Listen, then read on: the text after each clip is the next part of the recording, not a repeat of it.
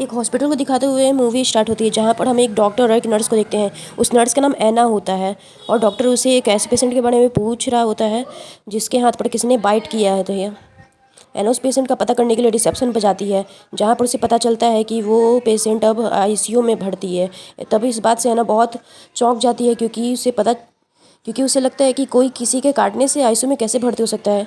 और ऐना वहाँ से चली जाती है और अपने घर के लिए निकल पड़ती है। कार रेडियो ऑन करती है और उस पर बहुत इंपॉर्टेंट न्यूज़ चल रही होती है, जिसे वे पूरा इग्नोर कर देती है और अपने घर पर आ जाती है। और वो देखती है कि उसका हस्बैंड न्यूज़ देख रहा होता है, जिस पे फिर से वो इम्पॉर्टेंट न्यूज़ चल रही होती है, लेकिन वो उसे दोबारा से इग्नोर कर देते हैं। लेकिन वो सब अपना खिड़की को खुला ही छोड़ देते हैं, जहाँ से एक लड़की आ जाती है और उसका हस्बैंड वहाँ जाके देखता है तो एक बच्ची को बहुत ही बुरे तरीके से किसी ने नोच दिया होता है। और जब वह उसे बचाने के लिए जाता है तो वह उसे ही काट लेती है और वो एम्बुलेंस बुलाने के लिए ऐना फ़ोन करती है।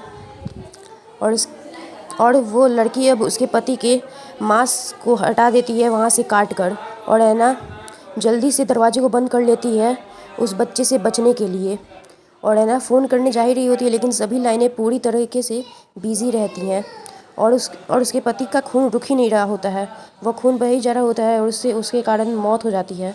तभी वो देखती है कि उसका पति दोबारा से एक नॉर्मल इंसान की तरह खड़ा हो चुका है, जैसे कि उसे कुछ हुआ ही ना हो। जब वह उसका नाम लेती है तब वह उस पर हमला कर देता है। ऐना जैसे तैसे उसे बचकर बाथरूम में लॉक हो जाती है और वो वहाँ बचने के लिए कोई रास्ता खोज रही होती है। तभी उसे एक खिड़की दिखाई देती है, जिससे वह खोलने की बहुत कोशिश करती है, लेकिन वह खुल नहीं रही होती है।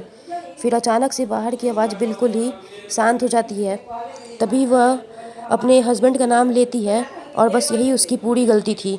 वह जब उसका नाम ले ही रही होती है कि वह उसका हस्बैंड दोबारा उस पर हमला कर देता है और वह दरवाज़ा तोड़ देता है। तभी खिड़की भी खुल जाता है, जिससे वो भागने की कोशिश करती है, लेकिन उसका हस्बैंड उसका पैर पकड़ लेता है और उसे जाने नहीं देता। लेकिन बदले में वह उसे लात मारकर बाहर निकल ही जाती है कैसे भी। और फिर जब वो बाहर जा रही होती है तब वो देखती है पूरे शहर का वही हालत हो चुका है जैसे उसके घर में था। तब वो एक इंसान से मदद मांगती है, लेकिन वह उसी पे बंदूक तान देता है और तब तक उसे एक गाड़ी धक्का मार देती है, जिससे वह वहीं पे मर जाता है। तभी वो देखती है कि उसका हस्बैंड दोबारा से निकल गया है और वह जल्दी से अपनी गाड़ी में बैठ जाती है। फिर वो पूरे शहर को दोबारा से देखती है कि सब इधर उधर भाग रहे होते हैं उस खूंखार वायरस को देखकर। फिर वो शहर की तरफ बढ़ती है, जहाँ वो देखती है पूरा शहर ही तबाह हो चुका है और बचने का अब कोई भी रास्ता नहीं है। और तभी उसका हस्बैंड उसके कार पे भी हमला करने लगता है। वो कैसे ही बच बचाते अपनी कार को स्टार्ट करती है और वहाँ से भगाती है। तभी वो देखती है उसका हस्बैंड उसका दोबारा से पीछा करता है, इसलिए वो फुल स्पीड में अपनी गाड़ी को भगाती है। वह सोच में पड़ जाता है कि क्यों सभी लोग एक दूसरे के जान के पीछे पड़े हुए हैं, क्यों सभी लोग एक दूसरे को मारने में लगे हुए और सब शहर को तबाह कर रहे हैं। क्या अब यही है इंसानों का अंत?